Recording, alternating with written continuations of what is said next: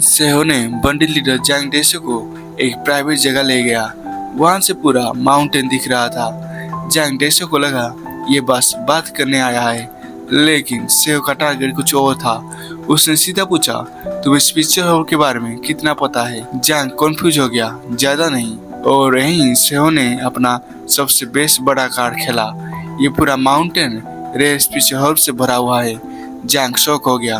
सेहो ने एग्जाम्पल भी दे दिया, तुम्हारे पैर के नीचे ही एक हर्ब है। उसने एक्सप्लेन किया, हीलिंग हर्ब, एनर्जी प्यूरिफाई करने वाले हर्ब और पावरफुल मेडिसिन प्लांट्स। ये माउंटेन एक हिडन ट्रेजर था। सेहो को सब पता था, क्योंकि फ्यूचर में मूरी में अलायंस यहाँ आकर सब कैप्चर कर लेगा।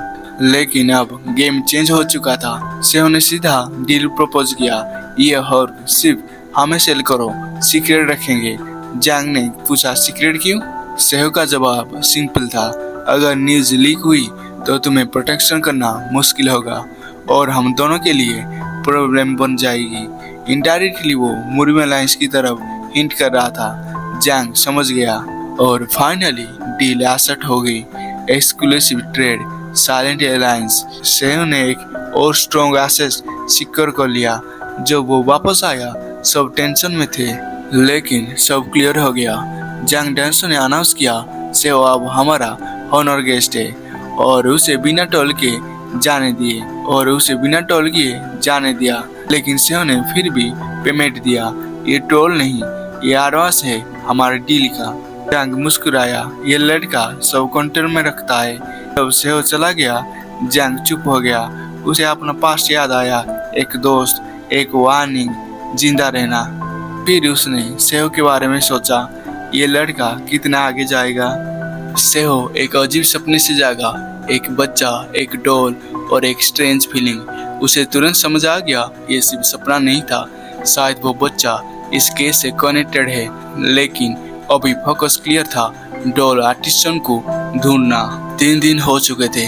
सेहो पूरा विलेज सर्च कर रहा था। क्लू सिंपल था, पोलोनिया ट्री वाला घर। लेकिन प्रॉब्लम हर जगह वही ट्री थी। सर्च स्लो हो रहा था और ऊपर से राइवल मर्चेंट ग्रुप उसे फॉलो कर रहे थे। उन्हें डर था एनोवा मर्चेंट ग्रुप उनका बिजनेस ले लेगा। सेहो ऑलरेडी इरिटेट था, तो पहले इनको हैंडल करते हैं। वो मार्केट के अंदर घुस गया और स्मार्टली उनको पीछे छोड़ दिया। जब सब नॉर्मल लग रहा था, एक चोरी का सीन हुआ। एक आदमी ने एप्पल चुरा लिया और एक बेचारा आदमी चिल्लाने लगा, उसके बिना मेरा परिवार भूखा मर जाएगा। सेहो ने तुरंत रिएक्ट किया, एक क्लीन मूव और चोर पकड़ा गया। उसने न सिर्फ एप्पल वापस दिया, बल्कि उसका पाउच भी रिकवर कर दिया। सिंपल काम था, लेकिन इम्पैक्ट बड़ा था। जिस आदमी की हेल्प हुई थी उसने सेहो को घर बुलाया। सेहो मना कर रहा था, लेकिन फिर एग्री कर गया।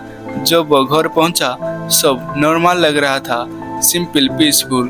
फैमिली भी मिली, बच्चे घर, एक वार्म फीलिंग। और तब सेहो की नजर पड़ती है पोलोनिया ट्री। वो फ्रीज हो गया। वेट, यही है। उसे समझ आ गया, शायद वो फैमिली अपनी डेस्टिनेशन पर पहुंच गया है। सेहो फाइनली उस घर तक पहुंच गया जहां उसे लग रहा था यही है डॉल आर्टिशियन का क्लू। वो सीधा अप्रोच लेने का डिसाइड करता है। सीधा पूछ लेता हूँ। घर का मालिक था गोंग डुई, सिंपल आदमी, पोट्री बनाता है, अपनी 2 बच्चों के साथ रहता है। सब नॉर्मल लग रहा था, लेकिन सेहो ऑब्जर्व कर रहा था। उसने कैजुअल बात शुरू की, फैमिली, बच्चे, लाइफ। और फिर उसकी नजर पड़ी एक छोटी सी चीज पर, एक टॉय जो खुद चल रहा था। सेहो फ्रीज हो गया। ये नॉर्मल नहीं है, ये कोई सिंपल टॉय नहीं था, मैकेनिज्म बेस्ड क्रिएशन था। और उसे समझ आ गया ये बच्चा ही आर्टिसन है, गोंग का बेटा मिल। वो डिस्कार्डेड मटेरियल से सेल्फ मूविंग ऑब्जेक्ट बना रहा था। इवन एक सेल्फ मूविंग डॉल का प्रोटोटाइप भी था, बस मटेरियल वीक था, इसलिए काम नहीं कर रहा था। सेहो इम्प्रेस हो गया, ये टैलेंट फ्यूचर में बहुत बड़ा बन सकता है। सेहो ने तुरंत एक बोल्ड मूव लिया, मैं इस टैलेंट को बिजनेस बना सकता हूँ। उसने ऑफर दिया, कॉन्ट्रैक्ट, प्रॉपर मटेरियल और 40% profit share. Gong dewy shock हो गया, क्योंकि उसने लाइफ में देखा था आर्टिसन मेहनत करते हैं, प्रॉफिट मर्चेंट ले जाते हैं। उसका ट्रस्ट टूट चुका था सिस्टम से। इसीलिए वो तुरंत आग्रह नहीं करता। सेहो समझ गया ये सिर्फ डील नहीं, टोस्ट का मैटर है, और उसने प्रेशर नहीं डाला, मैं वेट करूंगा। लेकिन सेहो को पता नहीं था कोई और भी गोंग फैमिली पर नजर रखे हुए था। Rival merchant group already plan बना रहा था उसे कंट्रोल करने का, फोर्स कॉन्ट्रैक्ट साइन करवाने का। उसका प्लान सिंपल था, अगर नहीं माना तो तोड़ देंगे उसे। स्लेव कॉन्ट्रैक्ट तक की प्लान चल रही थी। सेहो बाहर से काम था, लेकिन अंदर वो टेंशन में था। अभी तक कुछ हुआ नहीं है, मैं उन्हें कैसे बचाऊं? क्योंकि इस बार एनिमी सामने नहीं, सारों में था। सेहो ने एक डिसीजन ले लिया, इस बार मैं किसी को बर्बाद नहीं होने दूंगा। और यहीं से रियल कॉन्फ्लिक्ट स्टार्ट होने वाला है। रात का वक्त था और गोंगडुए चैन से बैठ ही नहीं पा रहा था। उसके दिमाग में सिर्फ एक ही चीज चल रही थी, क्या सेहो सच बोल रहा था? एक तरफ हजलो का मर्चेंट ग्रुप जो सालों से उन्हें काम दे रहे थे, दूसरी तरफ सेहो जो बिना किसी मतलब के हेल्प कर रहा था। लेकिन तब सब कुछ बदल गया। गोंगडुए की वाइफ ने एक गोल इन गोट दिखाया। हजलो मर्चेंट ग्रुप का आदमी होंग वो देकर गया था और बोला था बाद में चुका देना।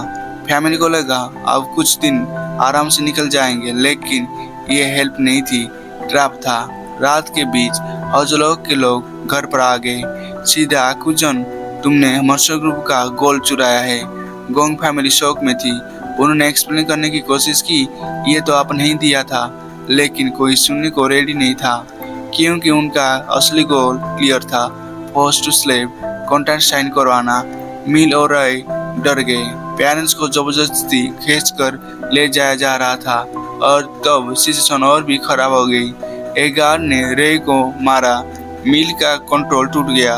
तभी एक आदमी सामने आया, बियोंग, एक डेंजरस स्वॉर्ड्समैन जो बस पैसे के लिए काम कर रहा था। उसने चाइल्ड अब्यूज देखकर इंटरफेस किया, लेकिन हीरो बनने के लिए नहीं, बस इतना बोला बच्चों को हॉट करने का एक्स्ट्रा चार्ज है, और फिर मिल को एक स्वाद दे दिया। इस दुनिया में खून बहाए बिना कुछ नहीं मिलता। उसकी बात ने मिल को अंदर से तोड़ दिया।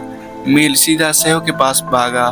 वो इंजर्ड था, लेकिन उसके पास कोई ऑप्शन नहीं था। सेहो ने सब सुना और इंस्टेंटली समझ गया। मैं लेट हो गया। उसे गिल्ट फील हुआ, क्योंकि अगर वो पहले एक्शन लेता तो शायद ये सब नहीं होता। मिल रोते हुए बोला, आपने कहा था ना मेरा टैलेंट पैसा कमा सकता है, प्लीज बस मेरे पेरेंट्स को बचा लीजिए। और फिर सेहो चुप हो गया, क्योंकि प्रॉब्लम सिर्फ पैसों की नहीं थी, सिचुएशन और भी डेंजरस लेवल पर पहुंच चुकी थी। और उसने धीरे से कहा, मिल सिर्फ पैसों से ये सॉल्व नहीं होगा। मिल रो रहा था और सेहो ने उसे सीधा प्रॉमिस किया, मैं तुम्हारे पेरेंट्स को वापस लाऊंगा। लेकिन एक बात क्लियर थी, सेहो फ्री में किसी का टैलेंट यूज नहीं करेगा। प्रॉपर कॉन्ट्रैक्ट होगा, प्रॉपर पेमेंट होगी, क्योंकि वो बाकी मर्चेंट ग्रुप जैसा नहीं बनना चाहता। मिशन डेंजरस था, इसलिए जोंग ने कुछ गार्ड दिए, और तब मास्टर गोग भी आ गए। उन्हें सेहो को एक स्वाद दिया और क्वाइटली वार्निंग भी दी। हजलो मर्चेंट ग्रुप में एक मार्शल मास्टर है, बियोंग, उसे कभी अंडर एस्टिमेट मत करना। सेहो सीरियस हो गया, क्योंकि अगर मास्टर इतना क्यूरियस है तो एनिमी नॉर्मल नहीं है। दूसरी तरफ गोंगडुई और उसकी वाइफ को फोर्स किया जा रहा था। हजलो मर्चेंट ग्रुप का असली फेस सामने आ गया। उन्होंने फेक थीफ्ट का आगुजन लगाया और स्लेव कॉन्ट्रैक्ट साइन करवाने लगे, और जो रेसिस्ट करता है उसे मारा जाता है। फिर बच्चों को थ्रेटन किया जाता है, साइन करो वरना पूरे फैमिली को स्लेवरी में बेच दिया जाएगा। गोंग टूट गया। अपने बच्चों को बचाने के लिए वो फाइनली सरेंडर कर देता है, मैं साइन कर दूंगा। और उसी वक्त डोर तोड़ के सेहो अंदर आ गया। पूरा रूम एटमॉस्फेयर चेंज हो गया। हजलो के लोग समझ गए प्रॉब्लम आ गई, लेकिन सेहो काम था और सीधा इंसल्ट पर उतर गया, तुम मर्चेंट नहीं स्कैमर हो। तुम जैसे लोगों की वजह से मर्चेंट की रेपुटेशन खराब होती है। फिर उसने लीडर को उसकी बियर्ड तक मजाक उड़ा दिया। पूरा रूम में साइलेंस छा गया। लीडर का ईगो टूट गया और उसने चिल्लाकर ऑर्डर दिया, पकड़ो इसे। वो साइड में हटा और योंग ने सबको डिस्ट्रॉय कर दिया। एक सेकंड में गार्ड डाउन। हजलो को लीडर पैनिक में आ गया, बियोंग कहाँ है? और तो पीछे से आवाज आई, ढूंढ रहे हो मुझे? सेहो तुरंत अलर्ट हो गया क्योंकि अब रियल फाइट शुरू होने वाली थी। अंधेरे कोने से एक आदमी सामने आया, चेहरे पर बोर्ड एक्सप्रेशन, हाथ में एक स्वाड था। ये था बियोंग, लेकिन एक्सपेक्टेड हीरो की एंट्री की जगह उसने पहले ही पैसे की बात कर दी। सिचुएशन को देखकर लगता है तुम पेमेंट नहीं कर पाओगे, 10 गुना फीस दो तब हेल्प करूंगा। सेहो ने तुरंत समझ लिया ये आदमी सिर्फ पैसों के लिए लड़ता है। बियोंग बिना वानी के अटैक करता है। अटैक इतना फास्ट था कि नॉर्मल इंसान रिएक्ट भी नहीं कर पाता। सेहो बैरली डॉज कर पाया। बियोंग हल्का सा हंसा, तो तुम में स्किल भी है। दूसरी तरफ हजारों के लोग फिर कॉन्फिडेंट हो गए। Biyong fast red martial master है, ऐसे लोग पूरी से एक लीड करते हैं। सबको लग रहा था सेहो अब ज्यादा देर सर्वाइव नहीं कर पाएगा, लेकिन सेहो बिल्कुल काम था। तुम्हारे वैल्यू अगर सिर्फ पैसा है तो तुम उतना डेंजरस नहीं हो। ये लाइन सीधा बियोंग के ईगो पर लगी। अचानक बियोंग ने फायर लिक्विड सेहो की आंखों में फेंका। बर्निंग सेंसेशन इंस्टेंटली फैल गई। सेहो प्रॉपर्ली देख भी नहीं पा रहा था। रूम में लोग हंसने लगे, अब खत्म हुआ ये बच्चा। लेकिन उसी वक्त सेहो को अपनी ट्रेनिंग याद आई।